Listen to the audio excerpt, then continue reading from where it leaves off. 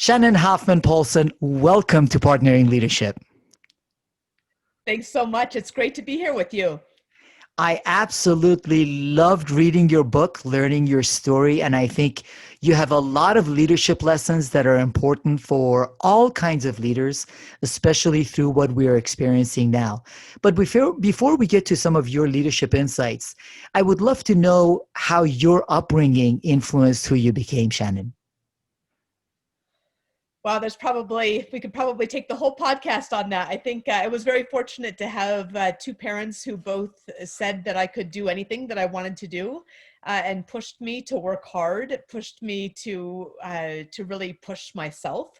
And I think my father in particular was somebody who really challenged me to push the boundaries of what I thought was comfortable and what I thought I could do. And I think that really ended up forming me significantly. I grew up in Anchorage, Alaska. I always like to say that that in Alaska, things, life is a little bit tougher for sure. And although I grew up in what is considered the city in Alaska, but you don't drive anywhere in the winter without a candle and some warm boots in the back of the car, because if you go off the road, you need to take care of yourself. There's definitely a strong ethos of being able to take care of yourself, being able to hold your own. And in terms of the gender differences, there aren't as many. It didn't seem to me, at least growing up. But there's a joke that there's a bumper sticker in Alaska that says, "Alaska, where men are men and women win the Iditarod," of course, referring to that 1,000-mile dog sled race, which Yes. has happened, several times. So I think that all of that, both the combination of both of my parents, as well as that environment, were really very formational for me. Yeah. So, Shannon, did that environment by itself make you a strong, resilient person, or was it your dad exposing you to different things? It was both, for sure. I think it was, the environment, there's a lot of ways to respond to an environment. There's a lot of ways to respond to exposure or to pressure. I always tell this story of being on the soccer field, and, this is nothing like the soccer that people play today, where there's these really hyper competitive leagues. This was just girls club soccer. And I think 10 years old, and I was a fullback, and there was a girl on one of the other teams who was offense, and she ended up being on the national ski team. She was a really tough cookie, and she'd come charging down my side of the field, and or charging down any side of the field, and we would all just part like the Red Sea, and she would score on goal every time. And I remember my dad at the end of one game coming up to me and, putting his arm around me and being very encouraging and saying, "Why don't you just charge back at her?" And I just looked at him like he was crazy. And the next game, she came charging down my side of the field, and I went charging back at her, and neither one of us stopped, and we collided midfield. And, even the soccer were silent, which never happens. And she never charged my side of the field again after that. So I feel like that was this very formational lesson. I could tell you so many of these like this, but where he really pushed me to push myself past the point of comfort. And you start to realize that, you get up every time you fall down, and you get up stronger each time. And it seems like you continued taking on the challenge, skydiving in college, climbing Denali. So, do you think it is resilience and grit is something you developed by taking on these challenging tasks, or is it something you had?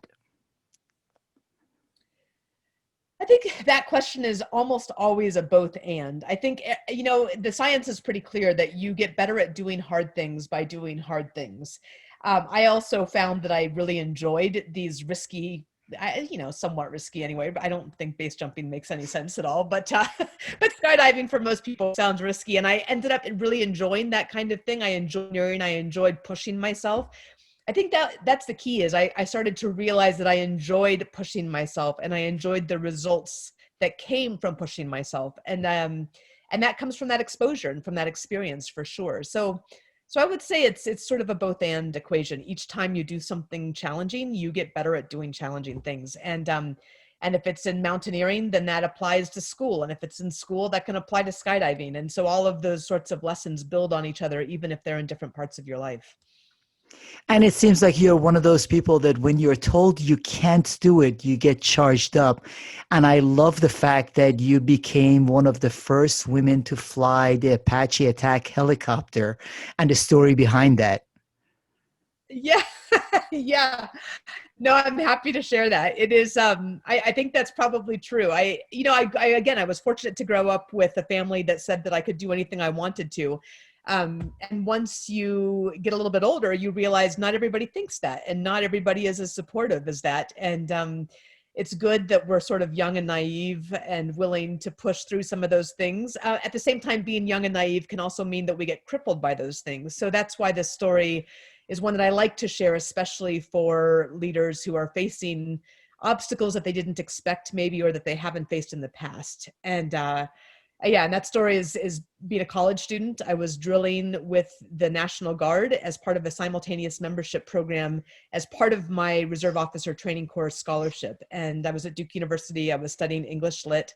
I was part of an aviation battalion in Raleigh, North Carolina. So towards the end of my college years, I drove out to Raleigh to receive my assignment for the years ahead. There was a state aviation officer there. He was a colonel, so he was probably, around 40 years old. I had just turned 21. I hadn't yet graduated from college, so I'm just a college student. I hadn't yet been commissioned, so I was just a cadet, wasn't even a lieutenant. And I remember standing in front of his desk, and it seemed like his desk was as wide as the room, right? It seemed like those plate glass windows that went up the back were shiny, and that I had essentially, that it was a completely overwhelming sort of a place to be. And I stood at attention and saluted, and he asked me to sit down, and we had this interchange and a couple of sentences back and forth. And then he said this thing that I'll never forget, when he stopped in the middle of his sentence and he leaned back in his chair and looked down his nose and said, "You realize, cadet, that you will never fly an attack aircraft." And, I looked back at him, and it was a surprising comment, because attack aircraft at the time weren't open to women to fly. But I knew that the only response in that situation was to say, "Yes, sir." And so I said, "Yes, sir." And I went back to the ROTC detachment on the campus of Duke University, and I requested a transfer out of the National Guard and onto active duty. And later that spring, Congress changed the game on that colonel and everybody else who had similar proclivities, and lifted the combat exclusion clause, and suddenly everything in the inventory was open to women and men to fly. That, of course, was only the beginning of the journey. But I think it was one of those places that I learned that I had to own my own story, that there would always be times that somebody else tried to put me into a narrative, and that if I wanted to own my own story, I was going to have to do the work to do that. And your story is truly inspiring, Shannon. And what you've done in your brilliant book is you've taken powerful stories of women and incorporated it in a way where people can see themselves and the grit that these women had in pursuing their goals and objectives. You've also put great exercises at the end of every section for people to understand how to become more gritty in their own lives. So I think you've done a brilliant job both with your story, which I find inspiring, and stories of a lot of these incredible women.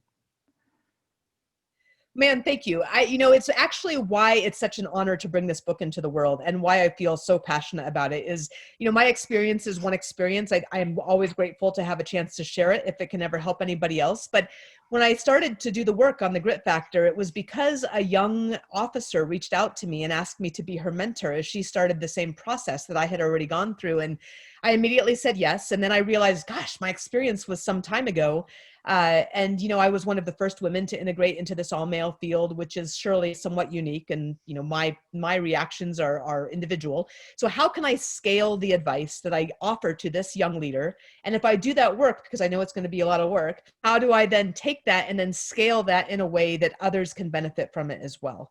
And that really was the genesis of what became the Grit Factor, interviewing dozens of leaders in the vanguards of their fields. And I have to say the real honor of this is to be part of this whole Grit Factor experience, is that these leaders were so willing to so candidly share both stories and lessons learned, and things that all of us wish that we had known, right? Or that we would offer to the next people coming up.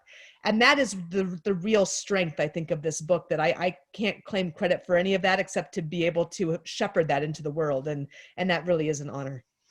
And in addition to that, Shannon, you put a framework to leadership with respect to the grit factor. And I would love to touch on certain aspects of the framework: commit, learn, and launch. On committing, you talk about story as core of identity. What do you mean by that? Yeah. Yeah, I think it's so easy. And I will say again, a lot of this formed because of pulling all of these interviews together and then doing that background research in psychology and leadership and management to understand really how these lessons and stories fell out and how they made sense to convey. And from mistakes in my own experience, which I bring up to say that I think it's very easy, especially as a young person, to immediately say, hey, I'm part of this organization. This is the mission of this organization, or this is the vision, especially in a place like the military, right, where it's so front and center. But a leader, it seems to me, and these interviews, it was even more clear than ever before, has to do the work first to own his or her own story. And I like to say that we don't get to choose the raw material of our lives. We don't get to choose all of the pieces that we're given, but we have the opportunity and even the responsibility to decide what shape that raw material is going to take. And as a writer, I like to think about the narrative arc, right? Like there's some things that stay in, there's some things that get cut out, and that's just how it works when you put a book together. It's the same thing for our lives. We're given all of this raw material, we make mistakes, we have successes. We decide how to shape that material. And that is really owning our own story, which allows us to then go down into saying, these are the core values that I hold, that are inviolate, that I'm not going to allow to be compromised, no matter what the organizational story might be. And once you've done that work, that becomes the core of leadership and grit. That allows you to maneuver through the challenges that you might end up facing, that you will inherently, by virtue of going through life and going through work and being a leader, will end up facing. Shannon, absolutely love that. In that you just said, we don't choose the raw materials that we're given. We choose the stories we weave together, and we need to own our own story. I think that is absolute brilliance. Yeah, well, it's a hard thing to do, right? I think that's the other thing is when I do keynotes and I have the chance to, to keynote now even virtually, right, to companies across the country and around the world and work with people in workshops and lead them through the training going for grit at the Grit Institute. And in every one of those, we only have a small time, we have a short amount of time to be able to say, hey, let's talk about really doing the work to own your own story. I offer a couple of exercises to do that. But that's just the beginning, because this is deep introspective work, and it's really work that requires the headspace and the creative time to kind of sit back and really think about things and own them. I own the failures, I own the successes, and at the end of the day, I own the arc of my story, and I own where the direction that it's going to go, and that I'm going to take it. So yeah, it's very powerful, very deep work for sure. And Shannon, you build on that, the fact that purpose is bedrock to grit now, most especially since the start of pandemic, but even over the past few years, we hear a lot about purpose-driven individuals, purpose-driven organizations. So what do you mean when you talk about purpose being a bedrock of grit? That's such a good question, and honestly, this is probably the piece that I'm maybe most passionate about, because it is again so easy to be pulled in so many directions by what's around us. And it can be very good work, right? It can be very good people. It can be very good work. It can be lots of great ideas. But at the end of the day, we again have to take the story, that deep work that we've done around our own story and our own values. And I offer an exercise, of course, to drill down into core purpose as well, to say, why am I here? I love the Mary Oliver poem that says, what are you going to do with your one wild and precious life? You have a short, wild and precious life. Why are you here? What are you here to do? What are you here to give? What are you here to contribute? And that's the question of purpose.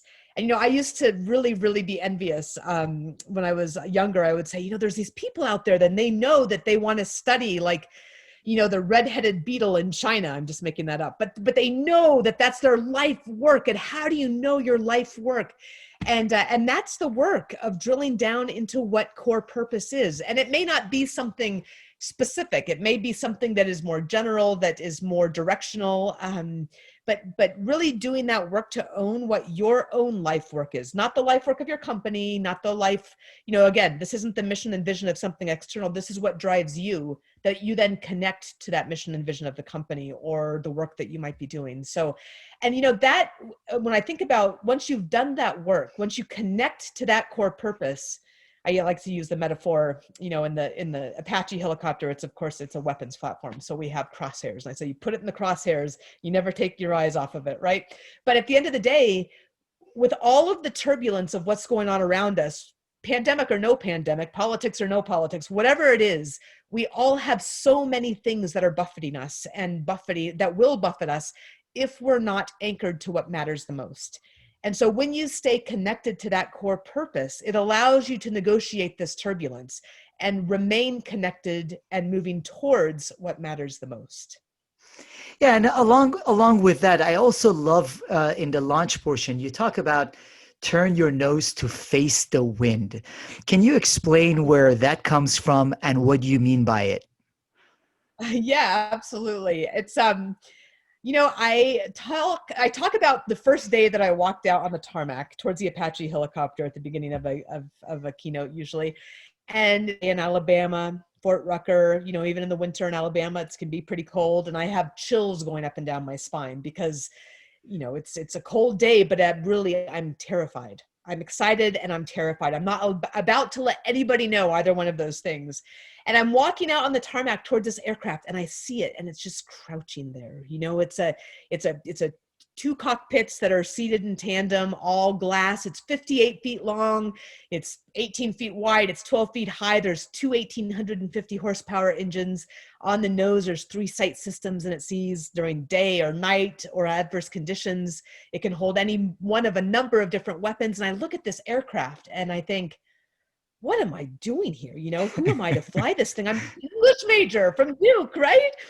And right there, I have to do the work, again, talking back to owning my own story. I walk up to it, I climb in the cockpit, and then we get ready for takeoff. We run up to full RPM with the rotors and we taxi out on the runway. In my keynotes, I always ask, which way do you take off in the Apache? And people usually say up, which is, of course, the end goal. But in the Apache, like in any other aircraft, you turn the nose to face the wind. And when you use it the right way, the resistance helps you rise, right? It's basic aerodynamics. But it's also really that metaphor, I think, is so perfect because at the end of the day, we all face obstacles. We all face challenges, maybe especially now.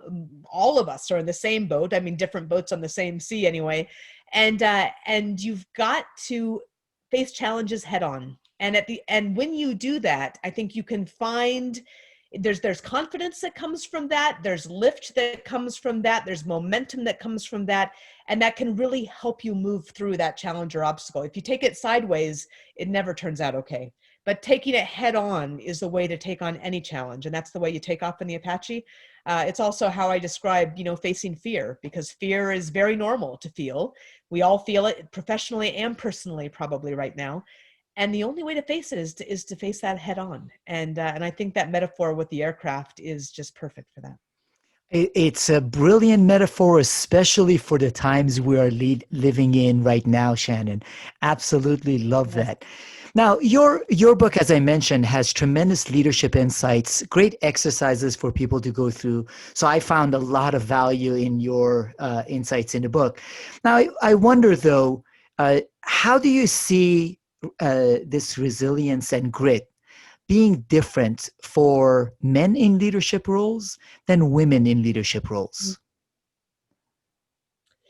Such a good question, and it's a tricky one. I'm going to hedge slightly at the beginning, and then I'll just answer it directly. My hedge is that every person is different, and that I think that sometimes generalizations will not fit the person. And so there are men who may deal with things differently or have other things that are considerations, and there are women who will as well. So that's my hedge. But the two things that are tricky, and this is, I think, mostly backed up with some pretty good data as well, is that women, and I'm just going to speak actually to this time, and then I'll speak more generally. In this time, women are, as they always have been, but now even more so, balancing both what they are doing professionally and what they are doing at home. And they're forced to go back and forth between those roles in a way that none of us have had to do before. I think many of us have had to balance it, and women more so than men in the past, but now even more so. I know, speaking for myself, I have two children who are 7 and 10, and we're homeschooling them. And I'm launching a book, and I run a business, and and I'll say that's no joke. And I think that, again, there are men who are doing this as well, but the data seems to be fairly clear that the weight of this is much more on women leaders generally. The other thing is that, and again, the data is clear on this, that women are frequently penalized for taking risks. They're penalized for speaking out, penalized for being ambitious or being forthright. And yet those are leadership characteristics that are necessary for a given situation. And so they are leadership characteristics that need to be employed in given situations: decisiveness, candor. And yet the data seems clear that women are judged for those differently than men are. And so in that way, I would say that grit is necessary in different ways because of the different experiences generally that men and women have as leaders and in leadership roles. I hope that's not beating too much around the bush, but the data is clear on all of that. So. And I have to tell you, as father of two girls, I'm also very appreciative of strong female leaders like you that advocate for grit and advocate on behalf of women. So I think it's really important to have those role models for all young women. Well, thank you. I think so too. And I think that goes back to this concept of story is, and I just actually talked to a whole group of Coast Guard folks today, and I think they call themselves Coasties. And somebody asked, like, how do you keep going when you're hearing people around you saying, well, you really shouldn't do this, or you can't really do this, or questioning you for how you do something? And I said, it's a great question. There's a couple of answers to that. One is gain strength not only from owning your own story, but also looking at other stories of other people who have persevered through challenge. It doesn't have to be the same kind of challenge. Look at those stories, and there's lots of them. Women tend to tell their own stories less often. You'll have to seek them out more, but we're doing better as a culture at bringing those to the fore. But draw strength from those stories. And then the second part of that is focus on the work and not on the detractors. Where you put your focus matters a great deal. And again, I think this is very much supported by the social science. Women tend to be more concerned about making everybody happy, and you cannot make everybody happy. You cannot please everybody. So you've got to focus on the work. And that doesn't mean relationships aren't important, because of course they are, but focus on the work and not on the detractors, and then draw strength in those other examples that can help to propel you forward. You're right. Role models are so important. And that's fabulous. Actually, I know your book is meant for business leaders, and I have read it and I recommend it highly to all business leaders. But I've also started my daughters, 11 and 14 years old, reading the stories because I think they can see strong, gritty women achieving great things. So I would love for them to ask you a couple of their questions as they are reflecting on grit. I would be honored. Absolutely. Please. Hi there. How are you? I'm good. What's your name? My name is Daria, and I'm 14 years old. And I was wondering, how can you develop grit at school? Oh, that's such a good question. I'm going to draw on some research that comes from Angela Duckworth, who's at the University of Pennsylvania. And she's actually looked at this very specifically, I think, because she's so interested in this for her children. But it also applies to grownups, by the way. So this is the same for school, and it's the same for grownups in their work. And that is in part by starting with understanding that when you do hard things, it makes you smarter. And understanding that the science shows, they have brain science on this, which is so cool. But when you do hard things, it makes you smarter and it makes you better able to do hard things. So going into school, understanding with, hey, if I work hard at this, even if I fail, it's going to make me better able to come at this problem in a different way. And so not being afraid of failing, it's okay if you don't get it, you're going to get better and smarter by working through that challenge. So I think it really, really helps to know that when you go into a challenge, that you're getting better every time you try it, even if you can't figure it out the first time. You've just got to keep at it until you figure it out. Does that make sense? Thank you. You Hi. have to come closer. Hi. My name is Ariana and I'm 11 there. years old. Hi, Ariana. What a beautiful name. Thank you. My question is, out of everybody you interviewed, who had the most grit and who inspires you the most? Oh my goodness. You know, I can't, you've asked me the question I can't answer. Well done, Ariana. I would say they all inspire me, and they all inspire me in different ways. But let me think of somebody whose story I can share with you. Okay, I'm going to give you the story of Shay Haber. And the reason is Shay is somebody who was just in the news, although you wouldn't have seen her name, because she was an Apache pilot like I was. She ended up going to Ranger School with the Army, if you can believe it, which is one of the hardest schools that the military has. And she was one of the first 2 women to graduate from Ranger School. And then she became one of the first women infantry officers in the Army. And now she's in her second command, commanding the old guard that does all of the fancy things that you see in Washington, D.C.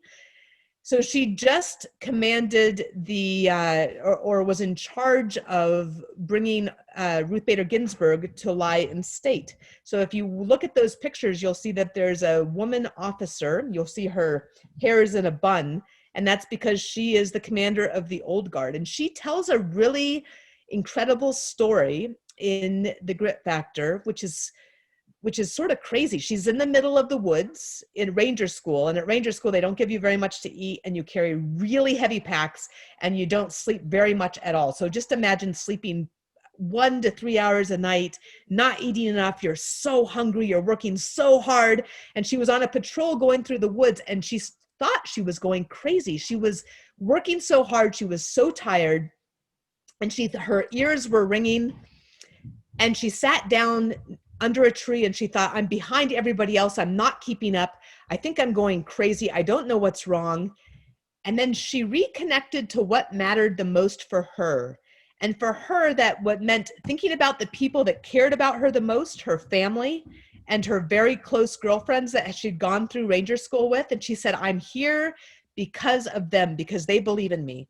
And then she thought to the soldiers that she was going to support. And she thought, I'm here because of those soldiers and because I believe in supporting those soldiers. And because she connected to what was most important to her, she got up, she started running, and she realized she was ahead of everybody else. But there was that moment where she was scared and she didn't think she was doing well at all. And she just had to stop herself and remember what mattered the most. So whenever you get to that place at some point in your life, if you feel scared or things are overwhelming, you remember what matters the most, who loves you, and why you're doing what you're doing. That connecting to purpose matters a lot. Thank you. Thank So thank you. Honor. Absolutely. Thank you very much, Shannon, because I think as I read your book, it is relevant for leaders, men and women. It is relevant for people of all ages. You have incorporated thinking exercises, which I really like. So it's not just the stories and it's not just the lessons. You are asking questions to help people reflect on how they can become more gritty. And in addition to that, I think it's great examples and great stories for all young women as they see people like you who have broken through barriers and who continue to say having grit is important and is good whether you are man, woman, tall, short, white, black, pink, purple, whatever you happen to be, grit is essential for your success, and your book does a fabulous job of that. I'm so grateful that it resonates. It was certainly written for anybody. And I think that is a key takeaway. Initially, I hadn't intended it at all to be focused on women, but it turns out I think there's real value in that as well. But I'm so grateful to hear from men who are finding just as much value in it for them also. So thank you so much. I'm grateful that it resonates. Absolutely. So, Shannon, we will link to your book and to your website on the podcast. How would you recommend for the listeners of Partnering Leadership to connect with you, find out more about you, your consulting services, your speaking services, everything that you offer? Yeah, thank you so much. I am at shannonpolson.com. The training is at thegritinstitute.com. You can find me at either website, and I spend most of my time on social on LinkedIn or Twitter. So those are the two places to find me. I'm at LinkedIn at Shannon H. Polson. So I'd love to see you any of those places. Well, thank you very much, Shannon, for this interview. More importantly, for putting out very relevant content out into the world at a time when it's needed the most. Thank you. Absolutely. It's an honor. And thanks so much for a wonderful conversation.